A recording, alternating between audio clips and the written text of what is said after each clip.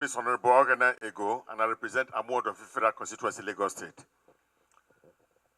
The problem in Nigeria is that we are so used to people being kidnapped, people being killed, that we don't take it as anything again. The police have become deadly to it. Somebody is kidnapped, a reverend father for that matter, a man of God is kidnapped, reverend sisters, pastors, affairs. Nobody bothers that anything happened. It looks like it's just a number. Look at what happened when one man was killed in the Saudi Arabian consulate in the embassy in Turkey. The whole world is holding Saudi Arabia to ransom for it.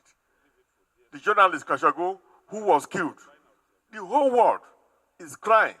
EU, America, Turkey, everybody, they are even putting sanctions on Saudi Arabia because one man is dead.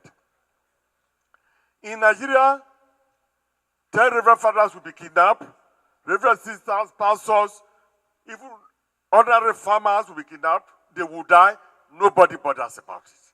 Something is wrong in this country. Something is wrong. And until the army, the police, the security agencies begin to take lives, the security of people's lives seriously, it can only get worse. It's very sad, Mr. Speaker, that so much life is being lost in kidnapping. I want to plead with my colleagues that let us not bother whether some of our friends or relations are herdsmen. If people who are herdsmen, if people who may be from Niger Delta or Igbos or any person kidnap somebody and they mention it, let us not take offense that our people are mentioned. Because by the time we continue to take offense and protect them, these same people will come and kidnap us. By the time you begin to protect them, you say their name should not be mentioned, you will find out that these same people will become your enemy. They will make life unbearable for you.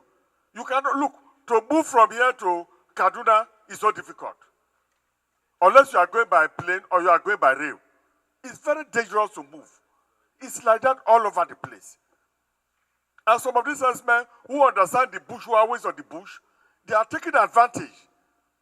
If they are the people, let us cry out so that let police find a way to handle them. Because these people don't care who you are. They will even kidnap somebody from their tribe, somebody from their place. And the worst is that a lot of the husbands doing this are not Nigerians. They are from, some of them are from the fourth war is around desert in different parts of Africa. They are not Nigerians. So let us identify them. It doesn't matter whether they are Christians or Muslims. Kidnappers are kidnappers, and they are doing a lot of harm to us. Today, if you want to travel from state to state, you will be afraid. You'll be looking for money to spend to get police to follow you. Otherwise, you want to go only by air. It's a sad thing.